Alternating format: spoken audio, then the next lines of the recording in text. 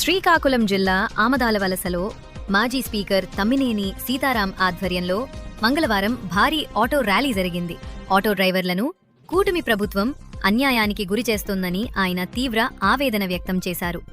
స్త్రీశక్తి పథకం వల్ల ఆటో డ్రైవర్లు తీవ్ర నష్టాన్ని ఎదుర్కొంటున్నారని, వెంటనే ప్రభుత్వం స్పందించి ఆదుకోవాలని డిమాండ్ చేశారు. జిల్లాలో 65,000 మంది, రాష్ట్ర వ్యాప్తంగా 26 లక్షల ఆటో డ్రైవర్ల బ్రతుకులు ప్రశ్నార్థకంగా మారాయని ఆందోళన వ్యక్తం చేశారు. ఈ కార్యక్రమంలో తమ్మినేని చిరంజీవి, నాగ్ వైఎస్ఆర్ పార్టీ నాయకులు, యువ నాయకులు, సర్పంచులు, కార్యకర్తలు పెద్ద సంఖ్యలో పాల్గొన్నారు.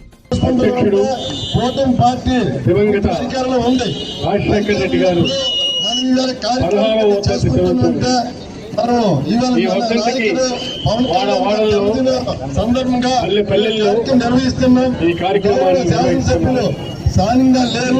ఇంకా ఎక్కువగా మరి ఆయన లేని నోటి మనకు ఆయన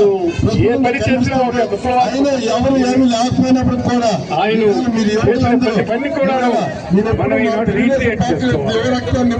చూడలేదు.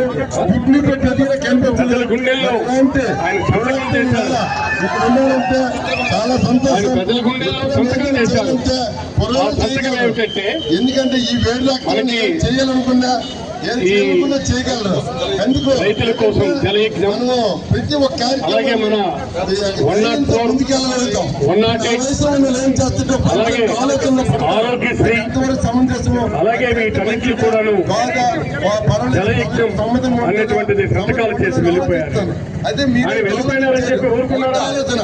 మరలా మనకి జగన్మోహన్ రెడ్డి గారిని ముఖ్యమంత్రిగా తెచ్చుకొని ఈ కార్యక్రమాలన్నీ సమాజానికి పనికొచ్చే పనులు అంటే ఈ రోజు ఆయన చేపట్టినటువంటి కార్యక్రమాలన్నీ కూడాను ఎంతో పరిణతి చెందినటువంటి వ్యక్తిగా ఈనాడు మన ముఖ్యమంత్రి జగన్మోహన్ రెడ్డి గారు కృషి చేస్తున్నారు.